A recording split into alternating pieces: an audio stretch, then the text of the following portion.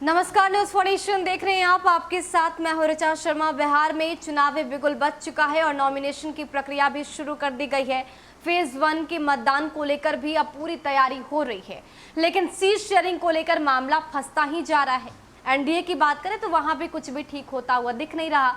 महागठबंधन में भी अब कांग्रेस ने जिस तरीके से तल्खी बढ़ा दी, उसके बाद से तेजस्वी यादव की मुश्किलें बढ़ गई।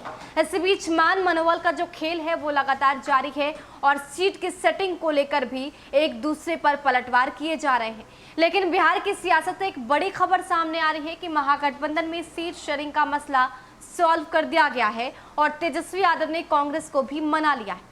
खबर यह है कि अब कांग्रेस को तेजस्वी ने 68 सीटें दी, वहीं भाकपा माले को 19 सीटें देकर सब कुछ सेट कर लिया है। हालांकि ये खबर आ रही थी कि भाकपा माले तेजस्वी यादव से अलग हो चुके, क्योंकि उनकी पार्टी जिस तरीके से डिमांड कर रही थी तेजस्वी उस पर खड़े नहीं उतर रहे थे और मानने को तैयार नहीं थे। लेकिन तेजस्वी यादव की तरफ से सब कुछ सेट कर लिया गया। सबसे पहले भाकपा माले तेजस्वी यादव के साथ गठबंधन बनाकर चुनाव में लड़ने की तैयारी में जुट गई और ये खबर कि उसे 19 सीट दिया जा रहा है। लेकिन दूसरी तरफ कांग्रेस की तरफ से जिस तरीके से पलटवार किया गया, तेजस्वी यादव के नेतृत्व पर सवाल खड़ा किया गया। यहां तक ये कह दिया गया कि अगर तेजस्वी अड़ियल रवैया अब तक अपनाएंगे तो कांग्रेस कुछ नया सोच सकती है और एक अलग तरीके की प्लानिंग देखने को मिलेगी। लेकिन इसी बीच तेजस्वी ने सब कुछ फाइनल कर लिया और अब जाकर ये खबर आ रही है कि कांग्रेस को तेजस्वी ने 68 सीटें दे दी, भाकपा माले के खाते में 19 सीटें चली गई।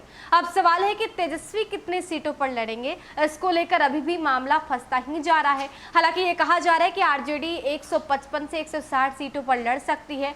फिलहाल ये वक्त बताएगा कि आरजेडी कितनी सीटों पर चुनावी मैदान में उतरेगी। लेकिन जिस तरीके से तल्खी बरकरार है, दिल्ली में मीटिंग की जाती है, मीटिंग के बाद शक्ति सिंह गोहिल जो कि बिहार कांग्रेस प्रभारी हैं, वो ये कह देते हैं कि लालू यादव रहते तो अब तक सीट शेयरिंग का मसला कब का सॉल्व हुआ रहता। तेजस्वी यादव के अड़ियल रवैये के कारण कहीं ना कहीं परेशानी हो रही है और कांग्रेस इसको लेकर तैयार है। ऐसा माना जा रहा था कि अब कांग्रेस अलग राह पे चलेगी, कांग्रेस आरजेडी से अलग हो जाएगी, कांग्रेस महागठबंधन से अलग हो जाएगी। लेकिन कहीं ना कहीं तेजस्वी यादव ने सब चीज़ों को समझा और अब ये खबर आ रही है कि सब कुछ पक्का हो गया है, डील फाइनल हो गई है, सबकी हिस्सेदारी हो चुकी है, किसके पाले में कितनी सीटें जाएंगी ये भी फाइनल हो गया है। और बीच में जो खबर अटकी है कि वीआईपी कितनी सीटों पर लड़ेगी, तो तेजस्वी यादव ने पहले ही ये साफ कर दिया था कि तेजस्वी यादव अपनी सीटों में से वीआईपी को सीट देंगे। हालांकि जिस तरीके से मुकेश सैनी काफ़ी खुश नजर आ रहे हैं, उन्होंने ये बातें कह दी कि 1-2 सीट अगर किसी को कम पड़ता है तो वो कुर्बानी देने को तैयार है। यानी कि मुकेश सैनी की तरफ से ही हरी झंडी पहले दे दी गई, ये बता दिया गया कि वो संतुष्ट हैं।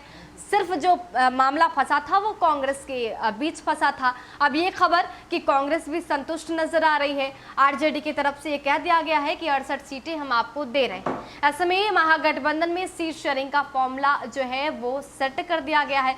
देखना दिलचस्प होगा कि आरजेडी कितने सीटों पर चुनावी मैदान में उतरती है, क्योंकि इसको लेकर संशय अभी भी बरकरार है। फिलहाल के लिए इतना ही।